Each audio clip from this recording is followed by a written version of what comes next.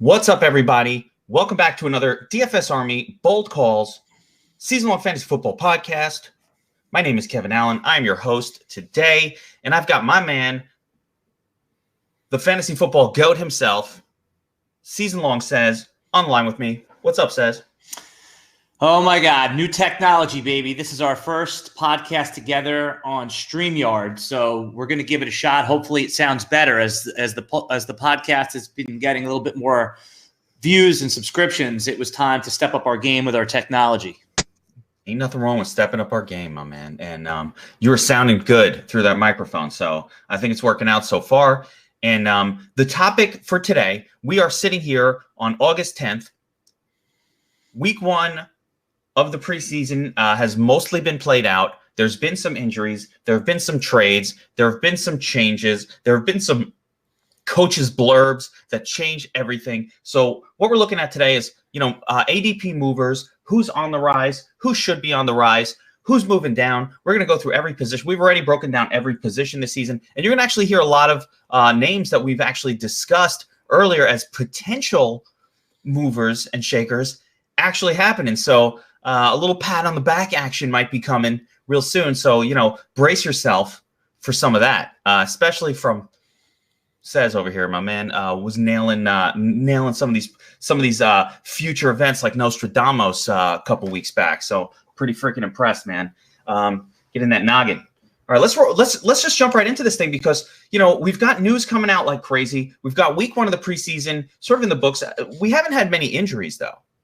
So, been that. We've had some. We had Kiki Kuti with a little scare go down.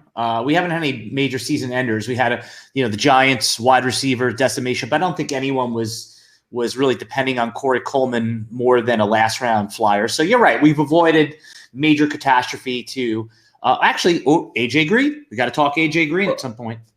Green for sure, and I think though with the ADP side of it, yeah, of course, I kind of meant week 1 of the preseason, but yes, we've had a couple of training camp injuries. Nothing. I mean, AJ Green injured. That's pretty much like par for the course. No, I mean, well, he was being drafted in the 3rd round all offseason, actually a little bit in the 4th round, but he was moving up. He was a guy that was getting ready to be at the 2-3 turn. People had forgotten. So he, just right as he was about to ascend, like you said, injury struck again for AJ Green, and the truthers of that philosophy will say that, hey, it's better that it happened now than later. But I think this is more of a warning shot, and we'll get into that. I like it, and I mean, they say he's going to be back week 3 or 4. I hope he falls a lot. I actually am a person that. I kind of am fine with drafting him. I don't have any sort of issue grabbing him. If he's falling, no one wants to take him. He's there in the 5th round. I'm all over AJ Green there. I'll wait the 4 weeks. Yeah, I've had the opposite view on AJ Green. I'm not taking him before the 10th round, which means I'm not getting him. I've said it on a couple other blogs. I just there's too much that is a better bet around there. Sure, it does have an upside, but you're going to have to navigate your way through a minefield of injuries throughout the fantasy football season. I just don't want to start my season with one. So unless there's a significant discount. And I was recently on SiriusXM on Roster Watch's show, and they had asked me about AJ Green, and they too were surprised that I was a hard pass on him. And it's mostly, again, just for the reason I just stated before. No, I did hear that segment. It's something where I might agree with you if we were talking about, a mediocre player or sort of a WR 2.5 or something like that, where, give me like, I can't think of one, but like a Sterling Shepard, let's say he was coming back. I mean, I guess that's too weak of a comparison. Well, no, it's not because Shepard is likely, could be out for a game or two, or now they're saying no game. But he was injured in training camp, broke the thumb. But not the same kind of stud that, I mean, not even in the world of studliness that you're talking about. The difference is with AJ Green, when you have a healthy AJ Green, assuming you do, and even if he's coming in weeks 4, 5, 6, and let's say he can play out the season, he's a stud wide receiver. He's at the bottom list of the stud group at this point in his career and his age with this quarterback. But, we've seen him deliver stud level numbers. So in the past, and there's nothing to say that wouldn't continue. So for me, that's a player worth waiting on. Is where I'm getting at. And that's what is so great about the ADP market. Somebody's going to love him. Somebody like myself is going to pass, and it's going to pay off for somebody. Either you're going to be really upset that you drafted him in the 5th round, and I'm going to be pissed that I missed out on him, or I'm going to be snickering when week 4 turns into week 5. You can't really play him in week 6 because he's still getting up to speed. He has a dud in week 6. So then you bench him in week 7 and he goes off. And then before you know it, it's week 8 and you're in trouble. So one of us is going to be right. One of us could be wrong. We really don't know. It's just a question of what's your risk tolerance. Again, my philosophy is that we're going to have to navigate through so many injuries that I just don't want to start the season with one. But I certainly understand taking the gamble on him. It's just not for me. Totally hear that. All right. So let's get the format going for this so we can power through position by position. What I'm going to do here is I'm going to go position by position group. And we're going to talk about a couple of players that are moving up and a couple of players that are moving down. And we're going to talk about why. And I'll start with the easiest position of them all. Because, by the way, are you seeing the Chiron on the bottom of our video screen?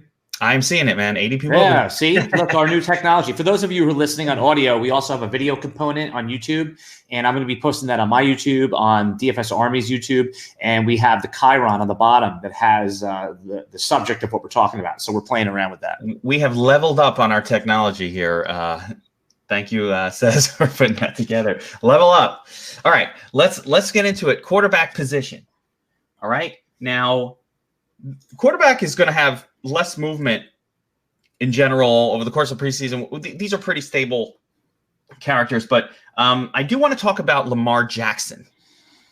And reports out of camp are showing and saying that Lamar is a new person. All of the hype is coming out about his throwing arm, that maybe we'll see something a little bit more than a running back with a quarterback's number on their jersey. And I think we talked about it early first of all, if you look at both Cez and my ranking of Jackson on the DFS Army draft kit, we were massively over ADP on this player. Yeah, we debated him pretty spiritedly and we came to the consensus that he is worth drafting as a top 10. I'm even a little more aggressive at this point, top 8 in 1 QB leagues, mostly because the upside, we believe, is QB1, and that there is certainly a floor with the rushing, and that you could easily get a safe QB later on. So though we may not say that it's a lock for him to be a top 5, top 3 QB, that it's certainly worth the gamble, because though he didn't show as a passer in year 1, he was an elite runner. And on top of that, we discounted that because he came in the middle of the season in a Joe Flacco designed system, and that to come in as a rookie midstream is amazing to do what he did. So we took a look back. We saw that in college he got better each year, and we saw some video of him throwing that deep ball with nice crisp accuracy. And we thought that was enough to be aggressive on him. So we were early to this, and I'm glad everyone's catching up, because Lamar Jackson's one of my favorite players in the NFL to watch. It is astounding, because basically with Lamar, with almost no passing game, and exactly what you just said, an offense that was definitely not designed for him.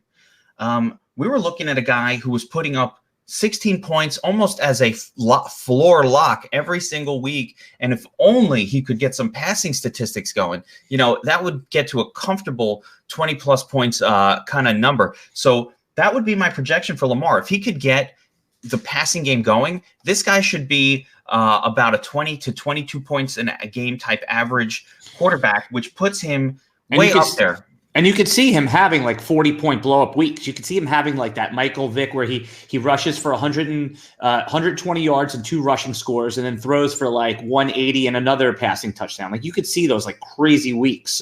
He definitely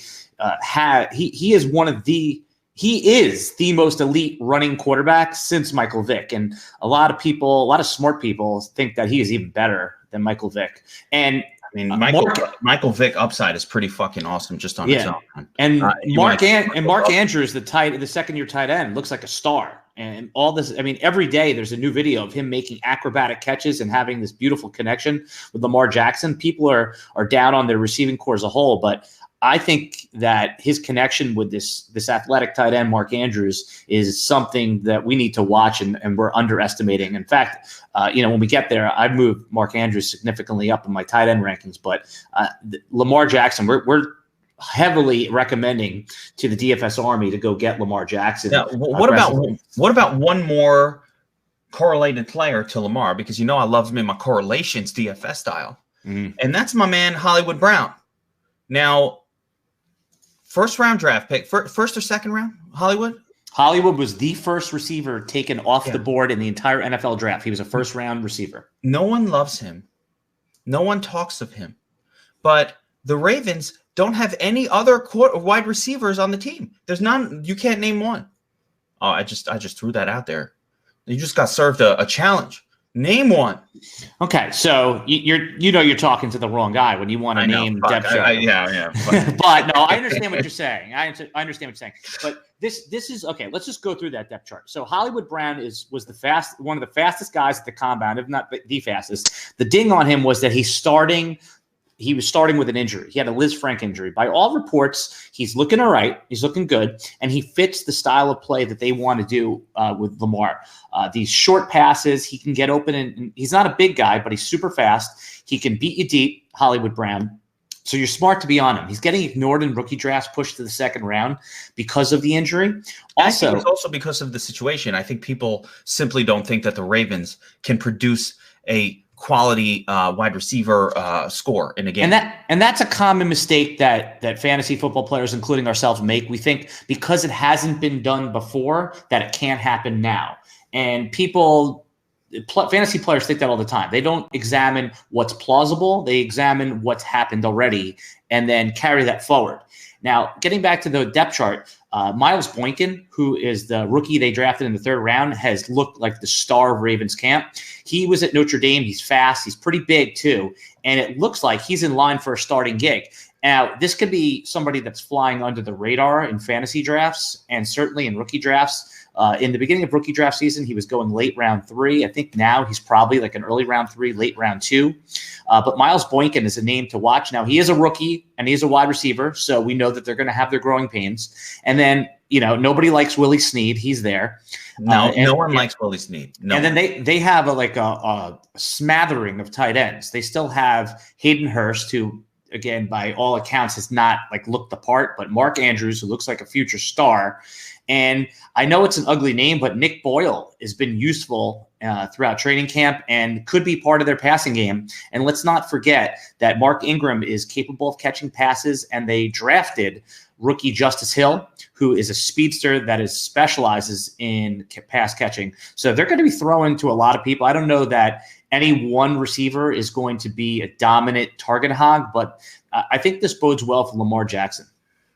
Absolutely. I love it. And I love the sneakiness of Lamar. I don't think we need to get into it because we talked about this on the quarterback pod, where take your chances with these guys with the legs. Between him and Kyler Murray, I'll mention another guy who looked pretty good, I would say, in his preseason game. Didn't look bad. Didn't do himself any harm in that game. It looked good. But you take your shots with these guys with the legs and the high upside, because there's a fucking shitload of Phillip Rivers style pocket QBs that are going to be just fine in the second group of running backs in the bottom, in the second, in the QB2 range, so to speak. Even Jimmy Garoppolo late, or Tom Brady, or Drew Brees, these guys are there. Yeah. You take your shot with the home run. And who's getting totally ignored in these drafts, who is a total parachute if you get totally stuck, a nice exit at QB if you went early, say you went Mahomes early, or you took a risky QB early like Murray or Lamar Jackson. I think that we're ignoring Nick Foles as a viable streaming backup type of fantasy starter. He's literally the last quarterback available in your best ball league. It's when you're drafting your best ball league. And by the way, you do best ball leagues. If you're not doing them, what the fuck are you doing? But Nick Foles is there, and it's like Josh Rosen or Mariota. It's between basically Foles and Mariota for the quarterback that everyone wants the least. People are even taking Derek Carr. That's right, I said Derek, not David. Yeah, that's good. You said it correctly this time. Don't expect that to hold. I have David Carr burned into my brain, and I can't get him out of there. He's so handsome. But anyway, good looking guys.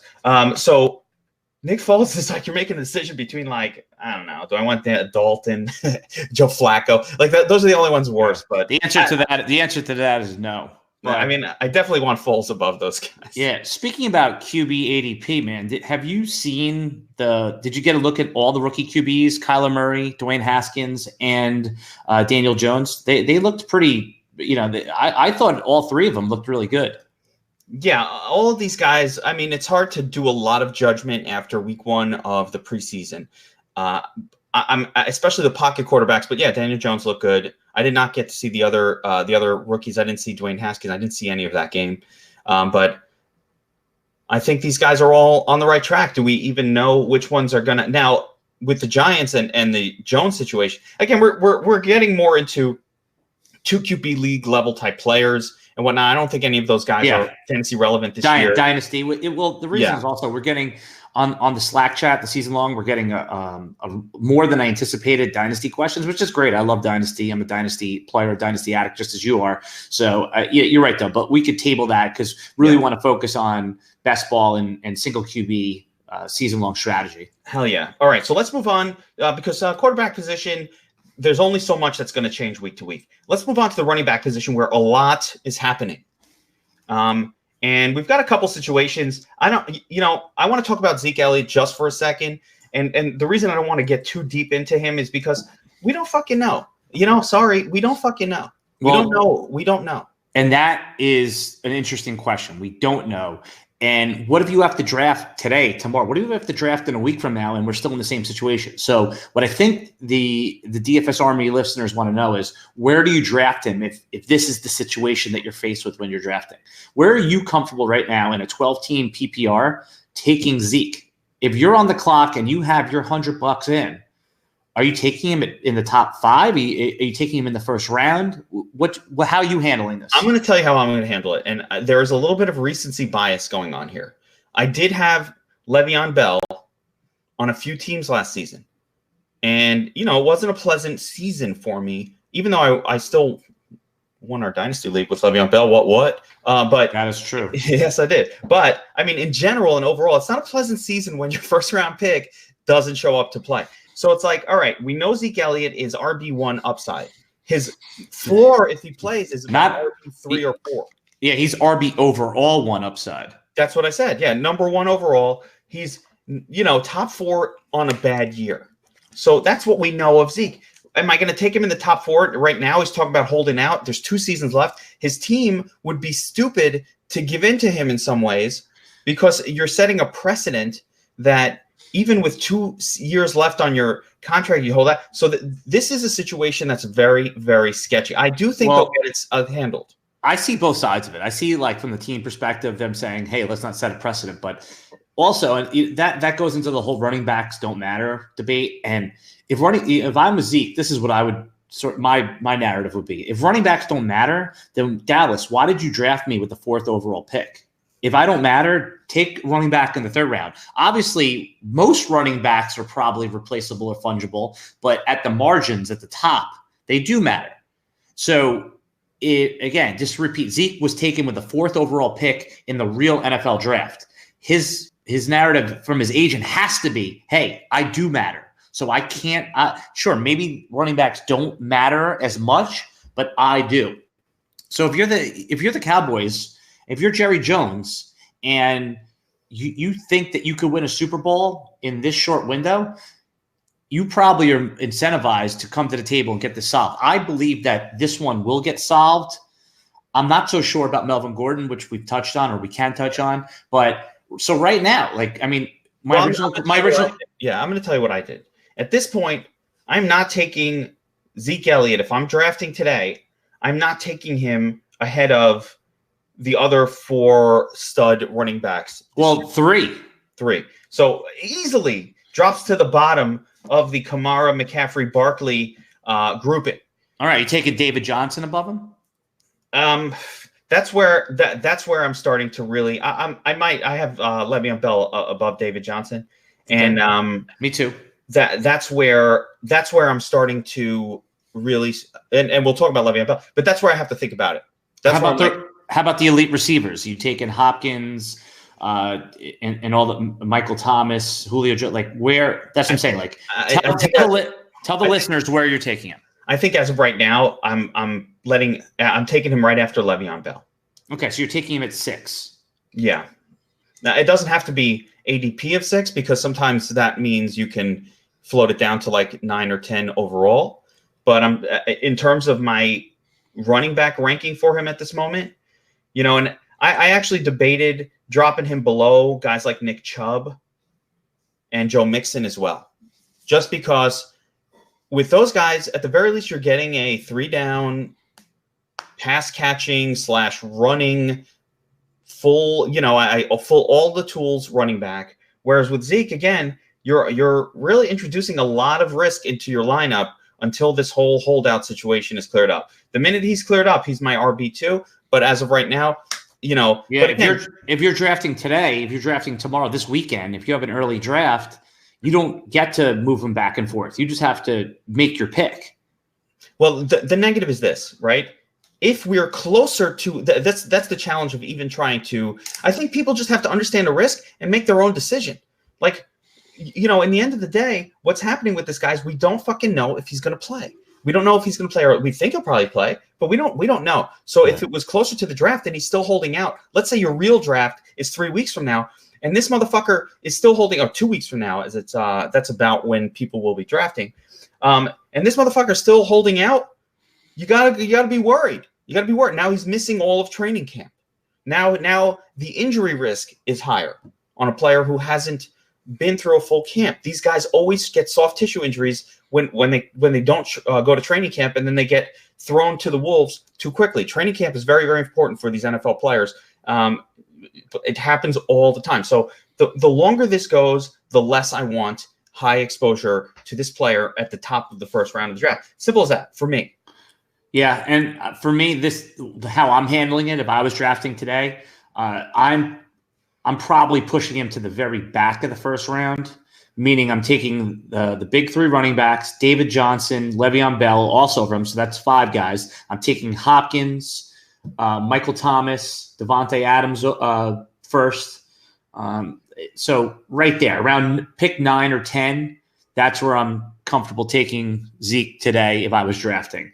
And it could end up being a steal. But the reason that I take those 8 or 9 players above them is because I value them all the same as far as what they'll do and what they'll mean for my team. Once you start putting them behind Nick Chubb's, you're then taking it to the next level, which is fine. Like, I totally get it. But we all know Nick Chubb it doesn't catch a lot of passes. It's nice that Duke Johnson was traded, but Hilliard, who's behind them, looks good. I think that's why they also felt comfortable trading him, and Kareem Hunt will be back. This bodes well for Kareem Hunt end of the season value.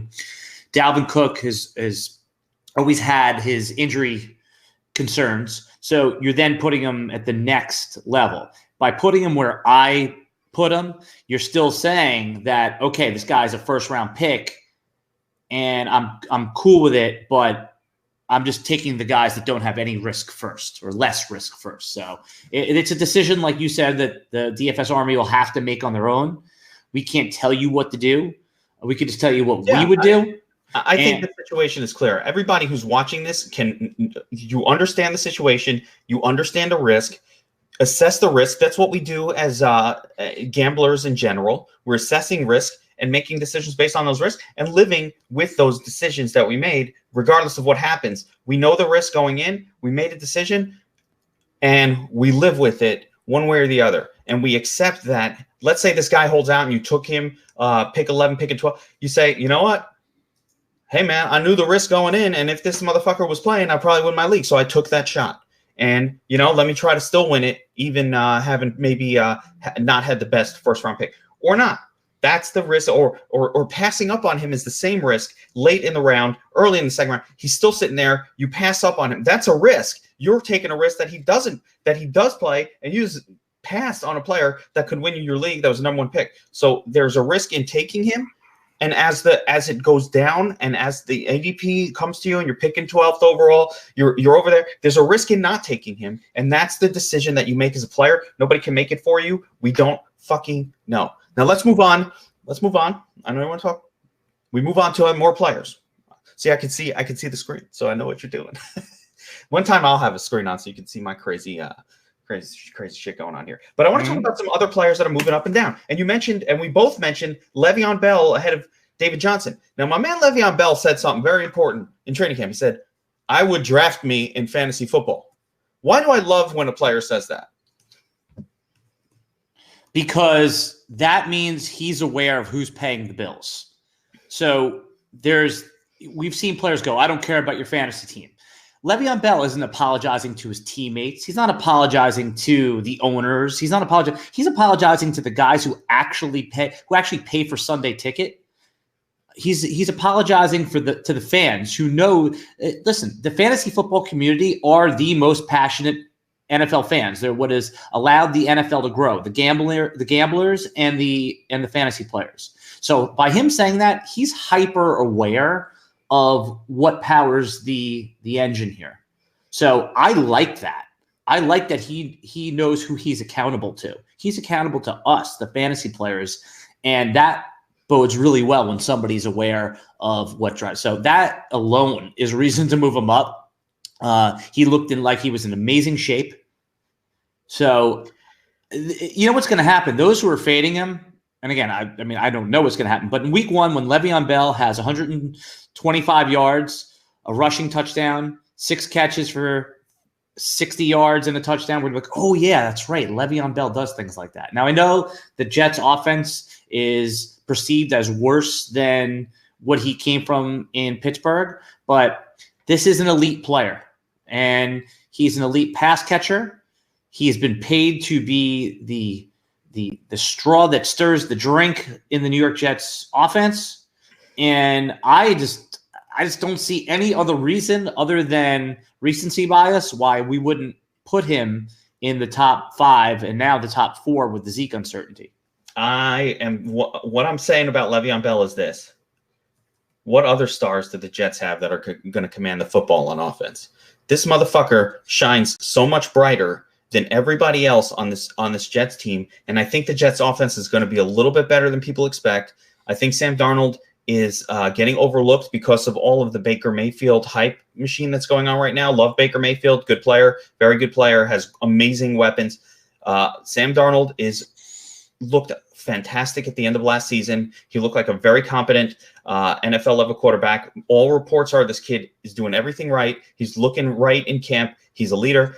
There's a lot going on here with Sam Darnold. I just think there's a negative perception around the team. And I agree with people who don't want to draft running backs on losing teams. That's a big thing for me as well. But the Jets have been an offense, and this Gase has had an offense anyway that throws to the running back position.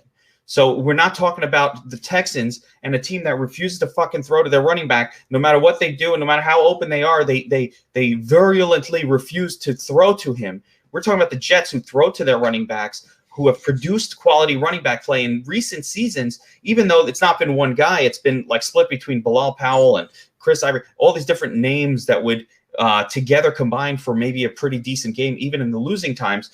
A player like Le'Veon Bell will excel when the team is down.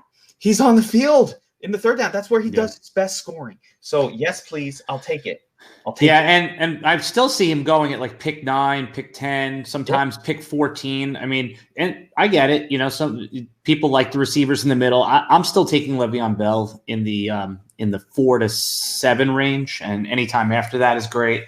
And yes, there's some added risk this year with the new team and a perceived worse team, and certainly, you know, a perceived downgrade at quarterback. But I think at very minimum, like a bad what does a bad season look like for Le'Veon Bell? Probably 1,100 rushing yards, 350 passing yards, 48 catches, 6 touchdowns. I still, again, that's not a first round pick, but those numbers would be horrific if right. I said that's his bottom. Yeah.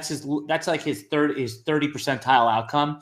And that's like a second round, late second round pick. So at very minimum, how often can you say that one of your top round picks I mean, with the upside to be overall number one, his floor is still like a second round pick. I think he's a pretty safe pick, even if things go wrong. Absolutely. He's just being undervalued. We have him our value rating on this guy is significantly higher than where he's going in his ADP currently, and it will go up even further. Or I think actually his ADP might catch up to him. But if you can get him in the second half of the first round, you're in really good shape this year. All right, I'm going to talk about a couple other players that are on the upswing and some downswingers, because I'm kind of starting at the top with the upswingers, but we got some downswingers too. All right, so Nick Chubb, the hype machine is real, and he's starting to look like a 3-down. They got rid of Duke Johnson. They got nothing behind Chubb right now, nothing at all. Kareem Hunt, not until like week 13. No worries there. No competition. Don't even think about him. And now Chubb is looking like a 3-down potential guy that could, if he could catch passes, and they threw some passes to him last year, if he could be involved in the passing game, Nick Chubb can get right up there with the top tier, full blast, 3-tool, stay on the field the whole fucking game, running back group on an offense that's on the upside. Yeah, no, Nick Chubb, I think, is mispriced. He's routinely going in the middle of the second round, and that is because of the perceived threat that Kareem Hunt is going to come back in week 10 and just take over the job or take half of the job. And you know what? He probably will take some, but every running back exceeds 30% of their workload, except those top 3 or 4 guys. The rookie that they have there, Hilliard, it looked pretty good. Dontrell Hilliard, I think that's why they were able to part ways with Duke Johnson. They're going to receive a 3rd-round pick if he plays 10 games. So that's significant. That's a significant pick that you're getting for a running back. That speaks a lot to what Houston thinks of Duke Johnson and what Houston thinks of Lamar Miller. Oh, I mean, Duke Johnson. Duke Johnson's going to be in a 50-50. We'll get to Chubb. Literally, I think that there is a better than 50% chance that Nick Chubb is the rushing touchdown leader at the end of the season.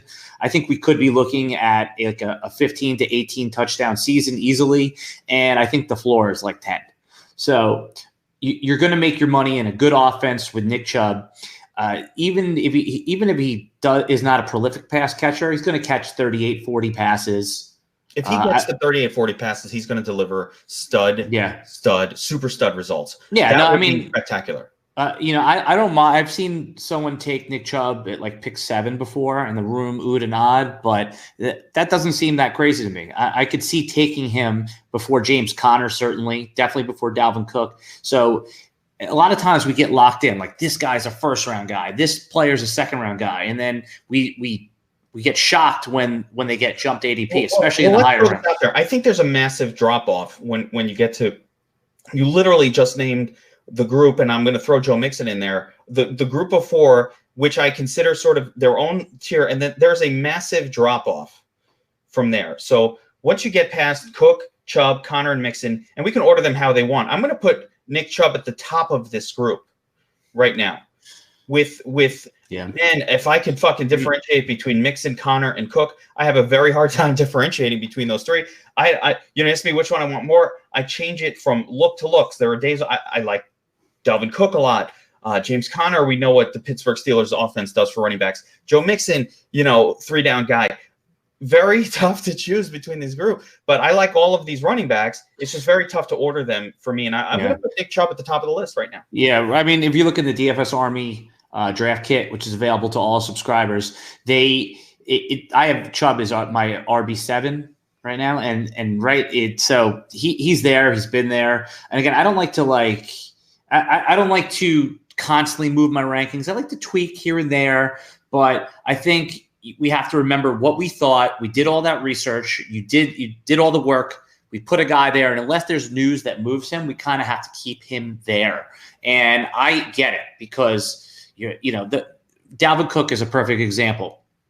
The people that love Dalvin Cook say, "Oh my God, this is a 3-down running back. He's had some unfortunate injury luck, and if he delivers a top 5 season, the fantasy owners that take him are going to be like, yes, I told you. But if he gets hurt in week 3, you're going to remember, oh, that's why I don't take Dalvin Cook early. So we just don't know how it's going to play out yet. But every one of these guys, assuming they stay healthy, this whole group of 4 is going to have they're all going to be really, really good pieces. They're going to be a very solid, hey, I took this guy at the beginning of the second round as my second RB, or combine him with a stud quarterback, with a stud wide receiver. And they're going to make for a good start to your team. So you can't go wrong. But I've got Nick Chubb at the top of the list. One guy who's out of this group and was probably originally in there or close to it when the early season stuff, not for us, but for ADP reasons, we were all over the fade Damian Williams bandwagon before it became cool to fade Damian Williams. I mean, you know. Well, let's review the reason. The reason is that you're never going to lose. You're usually going to make money fading the running back that's a veteran that comes out of nowhere, that has like a 5 or 6 game stretch of elite production. So you pick him up off the waiver wire, and then in the next year becomes a second-round pick. Now, it can work out, but usually I fade that player. Justin Forsett.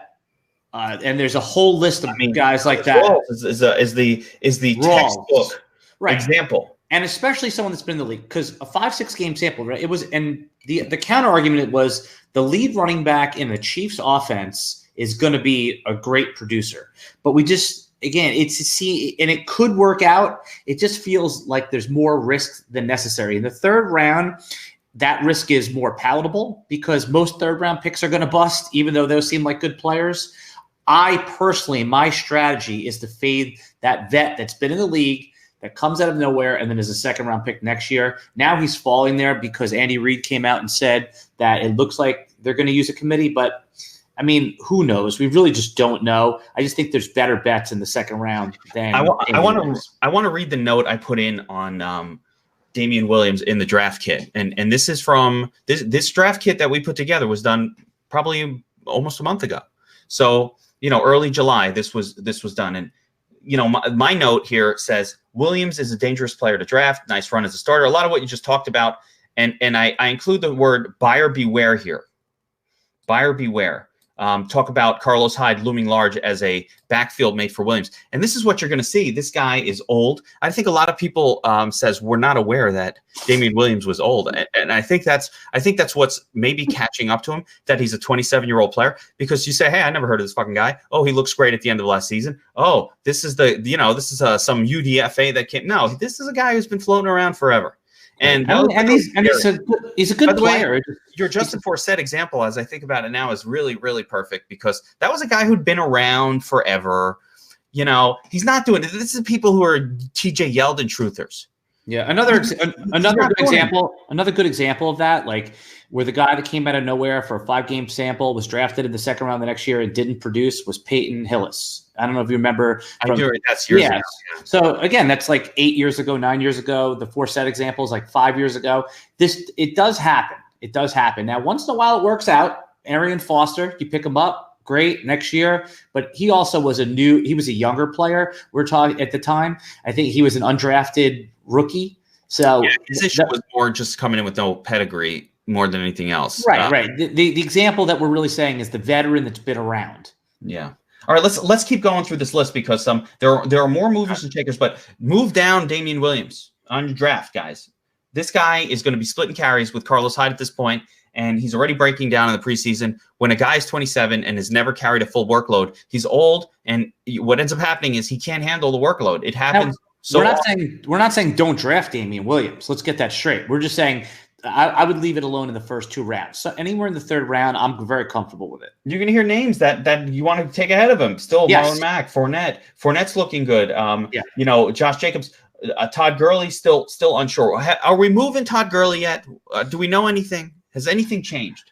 Well, no, nothing's changed. And I think that, this is what we can project at this point, that even if Todd Gurley's healthy, his days of getting 25 touches per game are over. I think we're looking at like a 15 to 16 touch game average, and games where they're double-digit favorites. Let's say they're, again, I don't know their schedule. Let's say they're home against Miami and they're 14.5-point favorites, and it's week 6. I can see them giving Gurley, making him inactive. I mean, I think there's added risk. I don't think that's going to happen, but I do think when they go ahead in years past, what's happened, and unless he's really in terrible shape, in years past, what's happened is he's out there getting 30 touches. I don't care. The team was up by 30 points that he's still out. That's not going to happen. That's not going to happen. So I think I'm not touching him in round 1. I'm likely not touching him in round 2. Early in round 3, sure, it does make sense. But I still see him going in round 1. So in your league, somebody's going to take him. I was talking to a dear friend of ours who has pick 11 in a very expensive draft, and he was asking me if he should take him at pick 10. I gave him my take on it, which is don't touch it in round 1. But it went to show me that the market still is hanging on to the past when I would recommend to the DFS army to not touch him in the first 2 rounds. It could backfire on us, and it doesn't make sense to take him in like early round 2. Either you're in on him and you think he's still that guy, take him in round 1, or you should be, hey, I'm really skeptical and I'm not touching him in the first 2 rounds. To have him sort of at pick 12 or 14, it just doesn't make sense. You should be in or you should be cooled on him. You shouldn't be somewhere in the middle. I agree. And I think that maybe you almost, in a sense, just if you temper expectations with this guy, you'll hopefully be pleasantly surprised rather than if you have this stud, volume machine. His superpower was always volume. And if you take away the superpower, his hair is cut off. He is no longer superpowered. He is just now a regular old timeshare kind of running back that's going to have to get 60% of his team's touches, and he is still on an exciting offense. So it doesn't put him worse than a lot of these other guys, but it just doesn't put him in a situation where you want to take him over, other players that will get 25 touches a game. So let's rapid fire a couple of more players here on the running back position. We'll go through some movers and shakers. I'll say down or up, and you kind of break it down for me real quick, and we'll move on. So Kenyon Drake, down. What's going on with Kenyon Drake? Yeah, I mean, we still love Drake's talent, but it's become more than evident that Kalen Ballage is going to be a co-starter. I think at the end of the day that the coaches, he's a rookie coach, Flores, and they're incentivized to win. And when the bullets start flying, Drake is going to prove to be the better back, so he's going to still be very heavily involved. But Kalen Ballage, he's been getting plenty of work with the first team, and he's certainly going to be involved. Now, I've cooled on Drake, but I'm not moving him out of the top 25 backs. I think I have him around RB 25, so I'm still taking him in like the late 6th round. But originally, when we first started the season, I was projecting him as a top 13 back, taking him aggressively in round 3. Definitely need to temper back that expectation until we see it. Still love the talent. Like, think about this. What if Kenyon Drake was traded to the Saints and Alvin Kamara went down? Wouldn't we be all in on Kenyon Drake as a late 1st round, early 2nd round pick? So that means we love the talent. The situation is a little bit murky. So as your RB3 in round 6, 7, wherever he's going right now is fine as RB25. And I think he's gonna prove to be really worth that value. So we're still good with Drake. Just we've tempered down our expectations slightly. There we go. Now a player on the upswing, Sony Michel. Yep. Looks healthy in camp. Getting passes, getting work in the passing game. That's all we ever prayed for Sony Michel is if you could only be out there occasionally on passing downs and get a couple checkdowns. He is on an offense that wants to lean on the running back, that scores a shitload of points, and will hammer the running back position constantly. Are you on board with the upswing in Sony Michel's current ADP? Yes, and I started off best ball season not drafting and actively avoiding Sony Michel, but he looks healthy. He's going to be involved in the passing game. I think that the passing targets are questionable at best in New England. Tom Brady's 42 years old. They're going to obviously want to run the ball more, and they drafted Sony Michel as a win now, 1st round running back. I think that he'll have weeks where he's rested as well. The Patriots know that you want to limit the workload in the early part of the season and really step on the gas with Sony. So they drafted Damian Harris in the 3rd round. He'll be involved. They have a whole I think they're going to end up keeping 6 running backs. So there might be some week-to-week volatility with Sony, but he's going to produce for you. His price is still very affordable in the late 4th round. If you can get him there, that's great. But just understand he's going to have some volatility because similar with Gurley, and I mean, he's really in the same situation as Todd Gurley, is he has the arthritic knees, and they're going to try to manage that best they can. And we're not, we're up on Sony, we're down on Gurley. Those two things don't make 100%. Yeah. Well, up on Sony is, he's just on the upswing from like RB 30 to maybe RB 20 at this point. But with Gurley, we're talking about a guy who was RB 1. But they're in similar situations. That's my point. They're So I like Sony Michel in the 4th round. I wouldn't get overly aggressive and take him. Like I'm still taking Kerryon Johnson ahead of him. I'm still taking Leonard Fournette above him. Okay. I'm not moving those guys down. But I would say even like the level where you're starting to look at Sony Michel for me is the Devonta Freeman, Mark Ingram, Philip Lindsay, that zone, Derrick Henry levels, that area right around the 20th overall running back or 19th or 18th, that little grouping. That's where I'm starting to look at a Sony Michel thinking, all right, do I want him more or do I want Derrick Henry here? That's where I'm making decisions. So we're hitting the 46-minute mark. Why don't we transition over to a little best ball strategy? We've had a lot of the users want us to talk a little bit about what's the best way to attack this thing, and then we can wrap this thing up in a bow and hopefully make this a 1-hour chat. And we'll do more of these. We'll start doing them a little more often. Also, for all the listeners, I'm going to be doing a waiver wire weekly podcast. Going to record it on Monday night during Monday Night Football, upload it so you'll have it on Tuesday morning, and you'll start seeing these on the regular basis. So best ball strategy. Are you currently in a best ball? Me, I'm not in one actively that's drafting at this moment. Yeah, I just started one. I got pick 3. Talk a little bit about how you've handled your best ball. And how it differs the early rounds from your season long. Is there any difference in your strategy right now?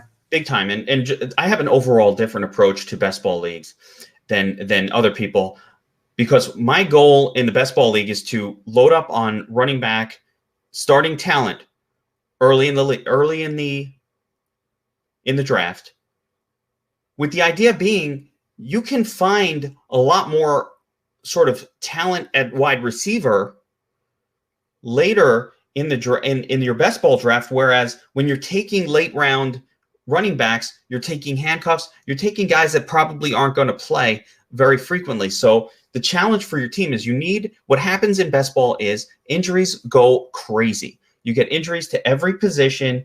It's unbelievable. And I've looked at my own past group of best ball leagues, and what ends up happening is if you just go to last season and you look at your teams, you'll see that the bottom 6 or 7 teams in your league, by the time that they've gotten to week 8, 9, 10, they've got zeros coming in from a lot of spots because they've gotten injured in so many places that they no longer have even a single viable player at this position to give any points. So you're seeing zeros. So what I'm trying to do in my best ball is I'm trying to get actual players who will put up numbers with almost every single pick.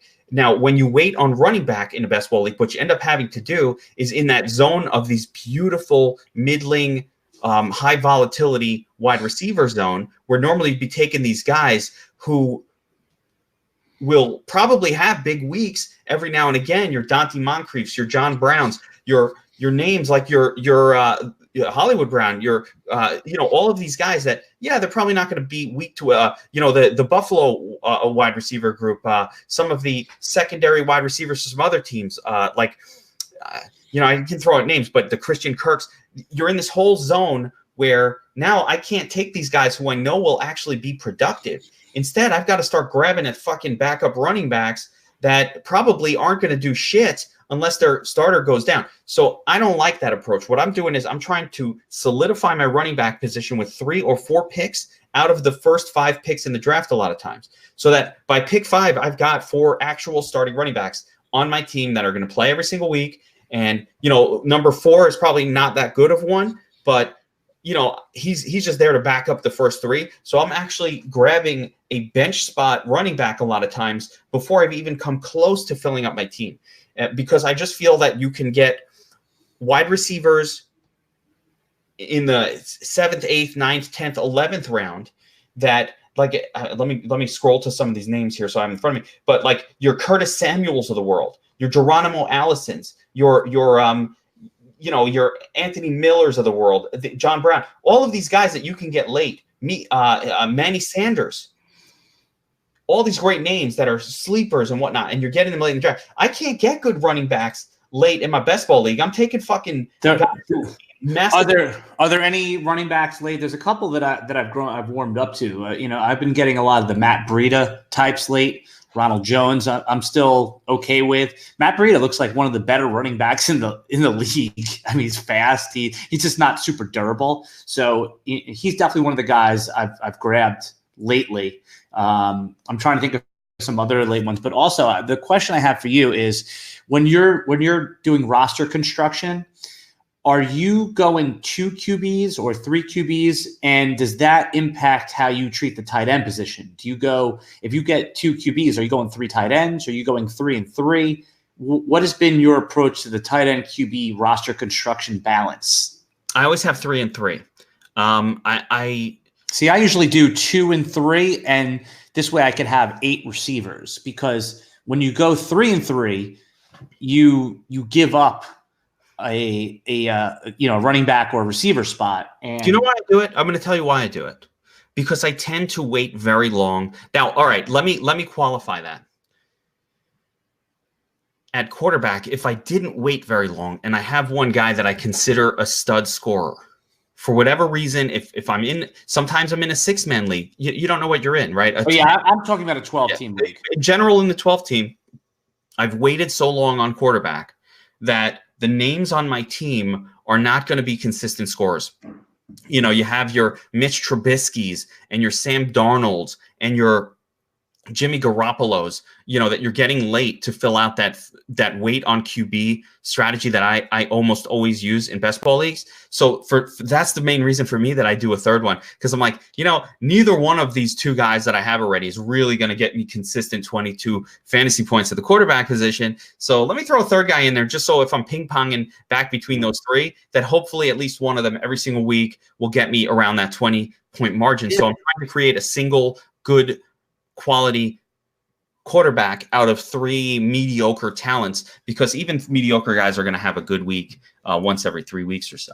Yeah, I mean, and I play in some best ball leagues where you have to get defenses also. I play on bestball10.com. I know you play a lot on draft where there's no defenses. Yeah. And it just adds a different layer of strategy.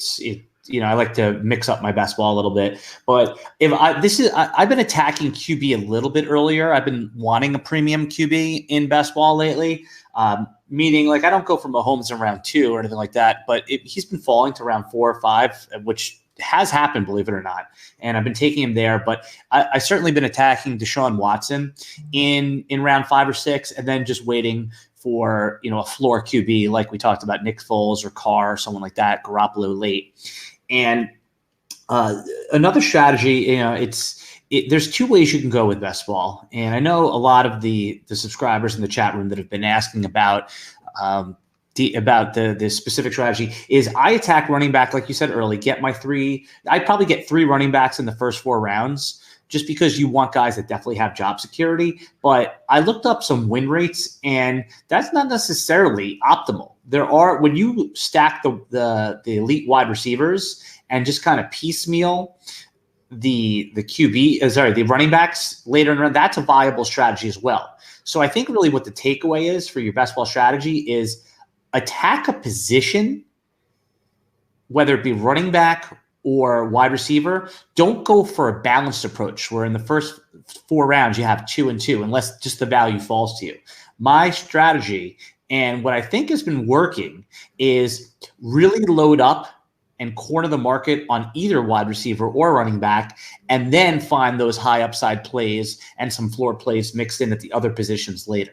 Yeah, I mean, it's very much strategy, right? Best ball itself. One other thing I would throw out there about the running back position and best ball strategy overall is there's never a better time to be really good and disciplined about handcuffing your running back. So if you wanted to take a different approach and go with sort of a, or even a balanced approach where you're not loading up on stud early running backs, there's no better scenario or situation where you really need to think hard about who is the handcuff for this player. Like if you get Dalvin Cook on your team, you absolutely need to like make a mental note. You know what I'm saying? To get Mattinson, yeah. Yes, to get Madison, to get his handcuff on your team. If you take John Terminator Connor on your team, James Conner, John the Terminator. He's just the Terminator, man. Yep. You got to get some Jalen Samuels going on, and the same thing. If you're crazy enough to want to draft Devonta Freeman where he gets drafted, get Judge Ito Smith on your fucking team, because when this guy gets hurt, and he will. Well, I got a question for you there. Is he really going to be the backup? Brian Hill looked damn good. Get the right. I mean, right now Ito is still there. Let's not get too excited after 1 week of preseason. Well, I'm just saying that it's not a slam dunk. No, but we want the slam dunk. You're right, but we want the slam dunk handcuffs on our team. Damian Williams, you better fucking have Carlos Hyde on your team. You better have him, because you didn't. You fucked up. Jamal Williams, Jamal Williams. They have to go together. Well, okay. Now here's an important point. So you took a look at my RotoWire high stakes draft, and in the second to last round, I drafted Dexter Williams, the rookie running back from Green Bay. It's looking more and more like he's going to be the primary backup, and Jamal Williams is going to be sort of like a sprinkled in guy. He's been injured. Now, can't count on it. Dexter Williams does not have draft equity. Well, he was drafted by this regime. The other two running backs were not. So what round was he drafted in? He was a late round pick, but he was handpicked by this regime. You can't count on it. Let's let another week or two pass in the preseason before we anoint a new guy, because Aaron Jones was never supposed to be the exclusive ball carrier. It's supposed to be Aaron Jones and Jamal Williams mixed in, and Williams has this elite pass blocking talent that I don't think a rookie will. Let's not get too excited for this is one thing that I will overreaction. Yeah, let's not get too excited for some preseason stuff. Let me just jump over to one other point with best ball leagues, the tight end position. You're making a choice just like in your season long. There's no difference here. Well, let's get into let's talk tight end real quick first. Any risers? You told me about a really exciting riser, so I want you to talk about Mark Andrews and tell me why you have him ranked number 10 overall. Really, like just past what I would call the sort of guys that people really want to draft this year level. Yeah, well, the reason I like Mark Andrews was you love to see any rookie tight end. He's going into his second year that shows something. He showed more than something, and he's flashed, like he passes that eyeball test, and Lamar Jackson is really keying in on him. The Ravens have drafted a couple first round tight ends, but a lot of coaches say it doesn't matter where you're drafted. It matters how you perform. And that's not always the case. But here, Mark Andrews just looks the part. I would not be surprised at all if he leads the Ravens in targets and receptions. I think he's being he's not a sleeper. Everybody knows about him, but everyone thinks of him right around like tight end 15. I think we have to get aggressive on him and start. I'm taking him as high as round 8, like right around where I would take Vance McDonald, and sometimes even before. That's I think, great. yeah, we have to get ahead of this a little bit, and I don't think I just think that he's got the upside to be a top 6-5 tight end, and you could find someone with a floor, just as much of a floor as any tight end, a little bit later on. A great strategy is to take someone like Andrews, and then later on take someone like Chris Herndon, who's falling off the ADP map because of his 4-game suspension, but you hopefully won't have to use him. And you won't need him until he comes back in week 5 or 6, because the Jets have an early bye. So I'm attacking Mark Andrews. I like what I see. It's the eyeball test, the connection with Lamar Jackson. So he's one that we're going to be ahead of on ADP, but that's fine. I mean, no one really knows a tight end. Do you like Andrews? Andrews is fine. I'm not quite moving him up over Vance McDonald. I like Vance McDonald more than a lot of these other guys. So I have Vance McDonald ahead of for good reason. And Eric Ebron. I like Vance McDonald to me has risen up to where I'm discussing him along with Hunter Henry, Eric Ingram, and ahead of preseason darling for everybody except me, OJ Howard. So we'll see how that goes. Yeah, I've seen OJ Howard in the Yahoo rankings. They moved him OJ Howard above Zach Ertz. I mean, we can go into it. I don't know. I don't know. Okay, that's unbelievable. Right. Yeah. So this is the Bold Call podcast. So a segment that I wanted to always end with is something I didn't really tell you about, but something called our final bold call, where each one of us will give one bold call. Maybe it's a little hot takey. That's fine. You know, it will end each show with something that you've observed that you think is an aggressive call. So what would be your bold call to end the podcast? I'll give mine and then we'll wrap it. My goodness. You want throwing that at me? Yeah, well, and without any sort of topic level, give me a position group, give me a guy, give me something more. I'm going to say, all right, I will give you a bold call. Yeah, no, I threw this at you with no prep because I really didn't want you to have time to think about it. I don't even know how bold this is of a call, but I'm hearing a lot of back and forth and a lot of discussion about, well, everybody, people should be on wide receivers early, for example, where, this zero running back strategy is good. And let's do that again. And I guess my bold call is going to be here. Fuck that. Get your stud running backs early. I don't know how bold this is. I'm just saying, this is what I'm doing. This is what I'm doing in my full season long leagues. This is what I'm doing everywhere. Get your running back studs early, because these guys who are 3 down backs right now, they're worth a running back and a wide receiver combined into one. The floor is so much higher. And if you take players like, and I love the stud wide receiver group, don't get me wrong, they're incredible this year, but I can still get pretty good wide receivers in the 3rd round, in the 4th round, in the 5th round. There's a lot of good stuff going on there. But actually, you know what? I love that, but my bold call is actually going to be this. I'm going to switch it up. I'm switching it up. My bold call is going to be, get one of the 3 fucking tight ends on your team. Don't worry about paying up for George Kittle. Don't worry about paying a little too much for Zach Ertz in the 3rd round, in the 4th round, 3rd round. They're so much better than everybody else at their position that it's worth paying up at tight end, and you can wait on quarterback instead, because you really have to decide between quarterback or tight end every single year who you want to take as your luxury pick. Take the tight end, because the great tight ends are much better relevant to the rest of the position group than what the great quarterback is to their position group. That sounds like sound strategy.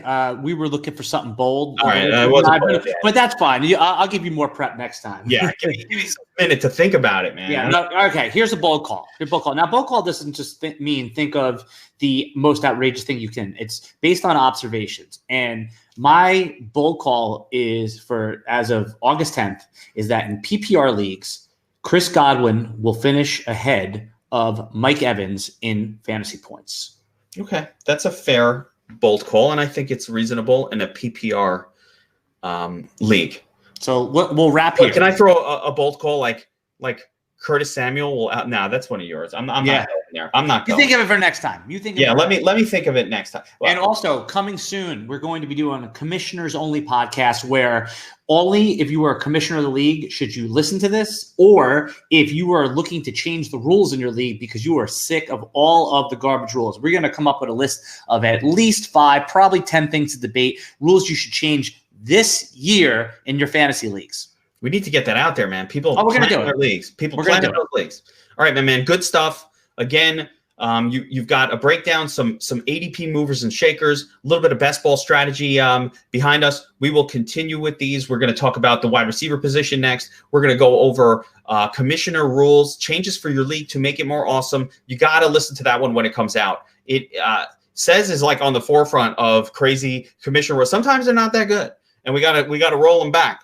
But that's about it. So let's do this again, man. Thanks for coming on the show. Guys, if you're watching this on YouTube, I don't even know how the fuck I got there, but Remember to hit like and subscribe if you want more of these videos. Drop a comment in the comment section below. We'll answer it if we can, or we'll answer it on the next one that we do. Remember, subscribe. That way the next time one of these videos pops up, you get a little note about it. Throw us a like. Let us know that you're watching, that you like this shit, and we will keep it going. Thanks, everybody. Thanks, Alan. Good stuff. Take care. Bye for now.